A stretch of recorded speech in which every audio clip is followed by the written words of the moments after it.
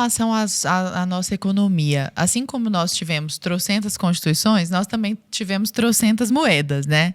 Cruzado novo, cruzeiro novo. Eu nem sei os nomes das moedas, porque são tantas, né? Até que por fim a gente chegou ao real. Mas na época do Império, se não me engano, eram os reis, não eram? Isso. E perduraram por muito tempo. Sim. Você acha, então, que essa estabilidade, advinda da Constituição em parte, advinda dessa percepção que os brasileiros tinham da perenidade, digamos assim, do Império, ajudava nessa estabilidade da nossa moeda, da nossa economia também? Eu acho que ajudava. Tivemos mesmo uma só moeda, mas ela teve inflação, sim. Tem um artigo aqui que mostra... ele foi escrito pelo Paulo Roberto de Almeida, o diplomata, e ele fala justamente sobre o aspecto econômico. Olha só, o capítulo 4 da Constituinte de 23 e da Constituição de 24, aspectos econômicos.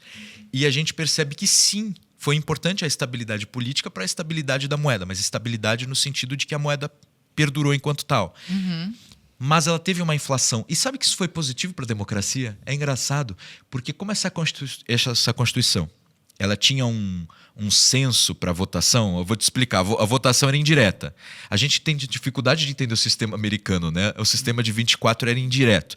Então você tinha o eleitor de paróquia, ele elegia um representante que, por sua vez, elegeria o deputado e o senador da lista tríplice. Então você tem um sistema indireto. Só que tinha um cômputo de renda anual. Para você poder ser deputado, tem uma renda anual na Constituição. Para você poder ser senador, tem uma renda anual. Renda anual para votante, para eleitor e por aí vai. O que isso significa, Lara? Se tem inflação, essa renda anual vai ficando cada vez mais menor, né? Uhum. Mais significante. Comprometido. Então, rapidamente, em 3 décadas, aí na década de 30 e 40, todo mundo votava. Entendeu? Entendi. Porque a inflação comeu dinheiro de alguma forma. E, por exemplo, um escravizado recém-liberto, ele conseguia rapidamente essa renda. Olha. E sabe como é que se provava a renda anual? Você chama um amigo para dizer, ele tem sim. Todo mundo votava. A força da palavra na Sim. época. Era A que se sistemas... deveu essa inflação? Assim, desculpa a pergunta ignorante. O que foi que fez desencadear essa inflação na época? A gente teve alguns aspectos dramáticos ali no Império, do ponto de vista econômico. Primeiro porque para a gente conseguir a independência do ponto de vista diplomático, rolou muito dinheiro. O Dom João, quando ele volta a Portugal, ele já rapa todos os cofres. Tá? O que não era justo, porque não eram cofres só portugueses. Uhum. É que vamos pensar juntos. Se não havia separação, em tese ele estava tirando só de um lugar para outro no mesmo reino. Sim. Só Só coroa? Só que houve separação. E não nos foi pago. Sim. Pelo contrário.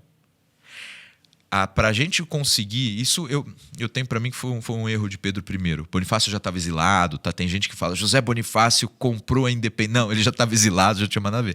Mas ele para a Inglaterra reconhecer a independência do Brasil, a Inglaterra disse: mas Portugal tem uma dívida pesada. E eu não posso, o meu acordo é com a dinastia de Bragança, mas Dom João VI está vivo, então é Dom João VI que responde, não é o Pedro, filho dele. Então eu tenho acordo com a dinastia, e eles têm e a dinastia tem uma dívida grande. Vamos fazer assim? Paga a dívida e a gente vê se Dom João aceita.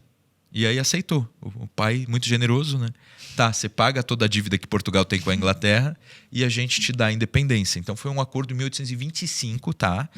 Um acordo muito ruim para o Brasil, porque já não tinha nada, teve menos ainda, teve guerras sucessivas. Então teve guerra no sul, a gente perdeu o Uruguai, era Cisplatina, era parte do Brasil.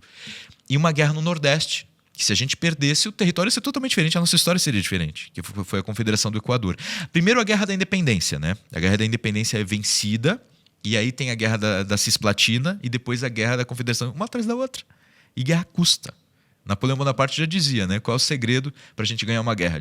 São 3 coisas: dinheiro, dinheiro, dinheiro. Então aí a gente ficou muito mal das pernas. E aí, tanto que em algumas discussões que eu li na Constituinte, eles diziam: como é que a gente pode aumentar, né, a produção? A gente tem pouca gente, tudo. E aí que eles não conseguiam mexer na ideia de escravidão, porque não tinha de onde tirar tudo. Isso não é uma justificativa, é o pensamento deles. Eu estou reproduzindo o que eles pensavam. E eles não encontravam solução. Então o Brasil foi realmente tendo dificuldade. Ele só vai começar a caminhar a partir bem mesmo, a partir da década final da 60. na década de 70, principalmente do século XIX, que o café vai ser vendido para o mundo todo. Porque os americanos passaram a tomar mais café do que chá já na independência com a Inglaterra. Uma treta lá do chá, eles disseram, não vou mais tomar chá inglês e tomar café. E o Brasil, é muito melhor. Isso que eu ia falar agora, que excelente aliás, troca. Café que foi servido aqui. Mais um cafezinho aqui. Aliás, aceita mais, por favor. Este café de qualidade, gente. Isso é mérito da Ju. E a gente... Brasil.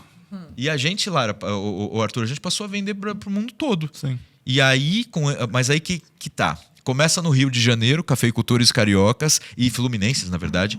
E em São Paulo. E os de São Paulo prosperam mais. Aí São Paulo começa a ficar forte. A gente está em São Paulo, então vale a pena a gente dizer uma coisa. São Paulo até então era expressivo politicamente, porque tinha muitos líderes, mas o período colonial inteiro era um favelão, assim. Era muito pobre. Muito pobre. Aí São Paulo passa a se destacar com lideranças, porque também o Império coloca a Faculdade de Direito, o Largo São Francisco, né? A Faculdade de Direito aqui. Mas São Paulo só tem poder econômico em 70. E aí o que São Paulo reclama? Esse império pensado, né, pelo Rio de Janeiro e pelo Nordeste não é a nossa cara. E a gente que está com a grana agora. Então teve algo de circunstancial. Então, Pois daí a rixa com paulista e carioca. Começou aí. Já começou lá de trás, entendeu? Pois é, mas por que pensar tanto só no momento, sabe? Os paulistas podiam ter, não, vamos encontrar meios de participar mais ativamente da política. Aí não, vamos derrubar tudo isso e construir um sistema novo. Então, esses exageros, que aí é um problema momentâneo, que não pensa bem, nem no legado das gerações passadas, porque eu vou dizer para vocês, quando a gente muda de Constituição para de 91, a republicana, a gente esquece todos os julgados do judiciário, esquece todo o passado. Esquece o que aprendeu, né? Nossa, com a história. é como se tivesse zerado. Isso é uma estupidez zerar a história assim, de um povo. Então a gente zera.